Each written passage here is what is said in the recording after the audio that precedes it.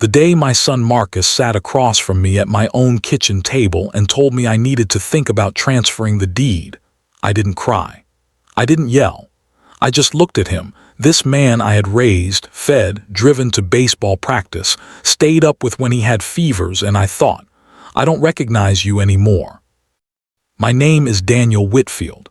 I'm 67 years old. I spent 31 years as an electrician, crawling through attics and trenching conduit in the summer heat so that I could pay off a 3-bedroom house on Clover Ridge Lane. That house wasn't just an asset. It was the place where my kids grew up, where my wife Sandra cooked Sunday dinners, where we buried our old dog Biscuit under the oak tree in the backyard. It was the last piece of her I still had 2 years after her funeral. And Marcus wanted me to hand it over to his wife, Renee.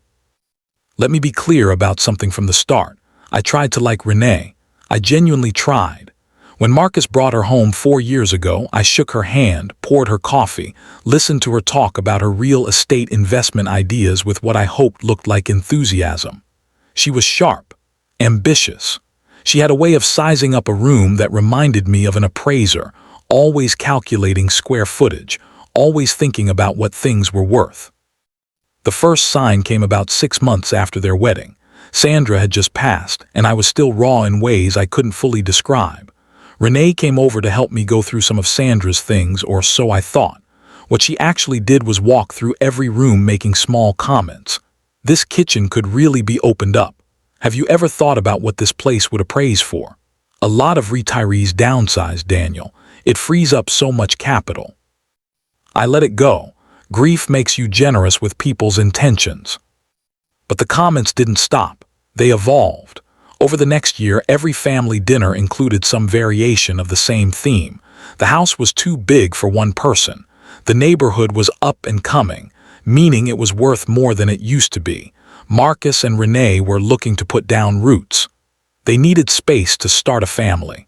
And wasn't I lonely rattling around in all those rooms?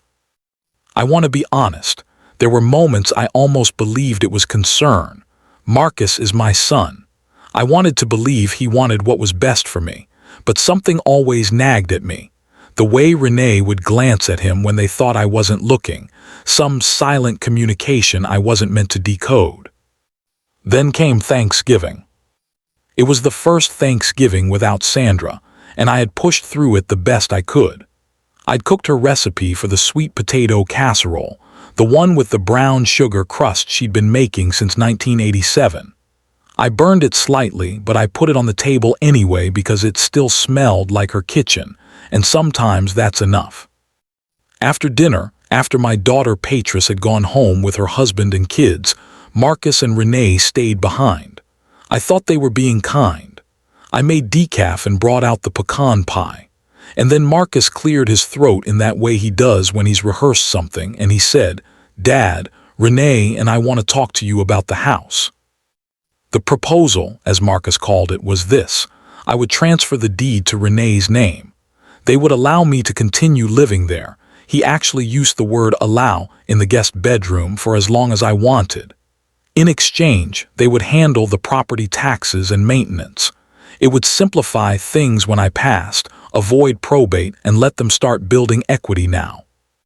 I sat with my coffee and I listened to the whole thing. Then I said, "So you want me to give your wife my house and move into the guest room of my own home?" Marcus said, "Dad, it's practical."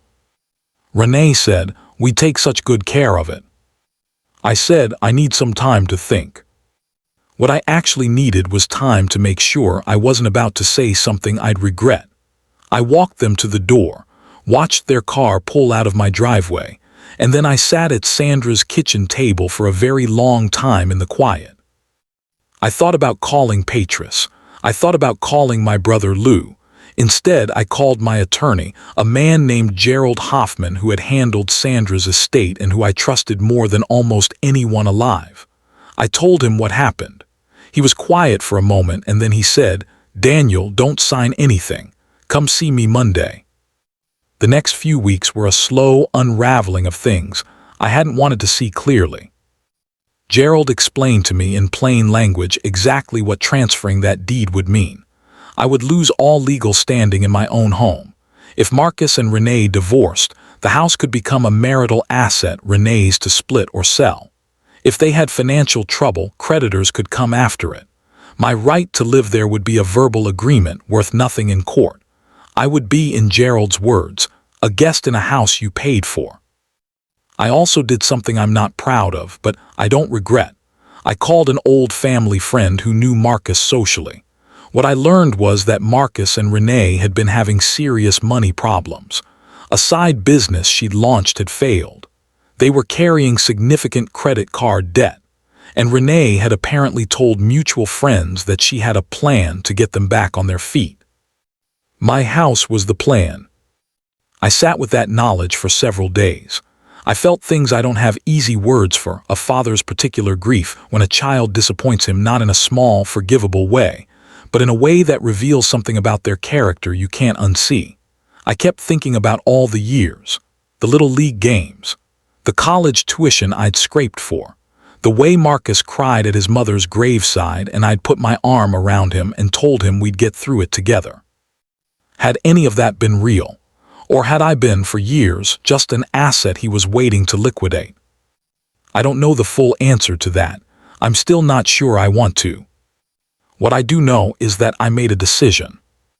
I called a realtor named Carol Delaney, who had sold 3 houses on my street and who I'd known for years. I told her I was thinking of selling. She came over on a Wednesday morning, walked through every room, and gave me a number that made me sit down. The market had moved dramatically. The neighborhood Renee had called up and coming had officially arrived. My paid-off 3-bedroom house on Clover Ridge Lane, the house I'd bought for $87,000 in 1994, was worth $520,000. I listed it the following Monday.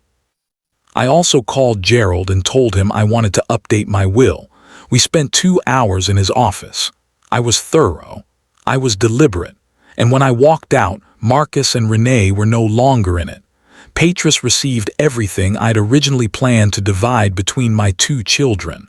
A portion went to Sandra's favorite charity, a literacy program for kids in low-income neighborhoods that she'd volunteered with for 15 years. A small bequest went to my brother Lou. I didn't call Marcus to tell him any of this. The house sold in 11 days, over asking.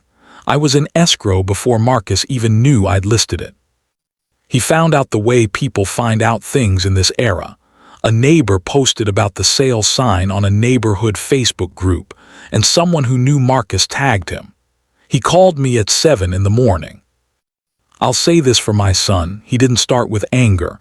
He started with confusion, which was almost worse. "Dad, what's happening? Someone said you put the house up for sale. Why didn't you tell me? Is everything okay?" And I said, "Everything is fine, Marcus. I'm selling the house." Then came the anger. Why hadn't I talked to him? Didn't family discuss these things? What was I going to do? Where was I going to live? He and Renee had a plan. They were trying to help me, and I was being impulsive. I wasn't thinking clearly. Maybe I should talk to a doctor.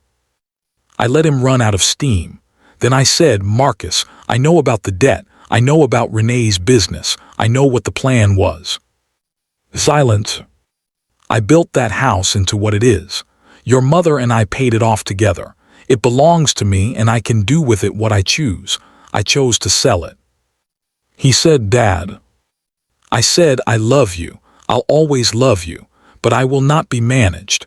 I will not be moved into a guest room in my own home while your wife takes the deed. That was never going to happen." He asked about the will. I told him I'd made updates. I didn't elaborate. There was a long silence. Then he said, in a voice I didn't fully recognize, quieter, younger somehow, "I'm sorry, Dad. I think I let things get out of hand." I said, "I know." I didn't say it was okay, because it wasn't. But I heard something in his voice that made me think the man I'd raised was still in there somewhere, underneath whatever Renee's influence and financial desperation had made him. "We haven't fully repaired things. I don't know if we will, but the door isn't locked." I closed on the sale 6 weeks later. After taxes and closing costs, I walked away with $487,000. I bought a 2-bedroom condo in a 55 and over community about 12 miles from where I'd lived for 30 years. It's smaller. There's no backyard. There's no oak tree. But there's a patio with a western exposure where the light comes in gold every evening around 6, and I've started to drink my coffee there, and sometimes it's almost peaceful. I've put most of the money into accounts I won't touch unless I need to: medical, long-term care, the practical realities of getting older. A portion I've already moved into an account earmarked for my grandchildren, Patris's kids, for their education. They're 6 and 8 years old and they call me Grandpa Dan and they think I hung the moon, and that's worth more to me than any house on any street. I also did something Sandra would have gotten a kick out of. I bought myself a fishing boat. Nothing extravagant, a used 17-footer with a reliable motor. I haven't been fishing since Marcus was a teenager. I'd forgotten how much I liked the early morning quiet on the water, how the world gets very simple when the only thing in front of you is the line. People ask me sometimes, friends, neighbors, my brother Lou, whether I'm bitter, whether I feel like I failed somewhere as a father, that things got to this point. I think about that question honestly. I don't feel bitter. I feel something more like clarity. The kind you only get when you stop pretending something is fine and actually look at it straight. I spent 2 years half noticing what was happening with Marcus and Renee, telling myself I was being uncharitable, that family deserves the benefit of the doubt. And maybe that's true, but there's a difference between charitable and willfully blind. What I know is this: I earned that house. Sandra and I earned it together, with decades of work and sacrifice and love that had nothing to do with anyone's financial planning. The idea that I owed it to anyone, that my grief, my loyalty, my role as a father created some obligation for me to hand over what I'd built, that idea deserved to be rejected as firmly as I could manage. And I managed. I'm 67 years old. I have good health, more money than I'll likely spend, a daughter who calls me every Sunday, 2 grandchildren who draw me pictures of fish, and a boat with a reliable motor. I have a patio where the light turns gold at 6. I have enough. Sandra used to say that the hardest thing about being a parent is accepting that love doesn't obligate. You love your children completely and without condition, but that love doesn't require you to disappear. It doesn't require you to make yourself small so someone else can feel big. It doesn't require you to give away the last piece of the life you built. I think she was right. She usually was.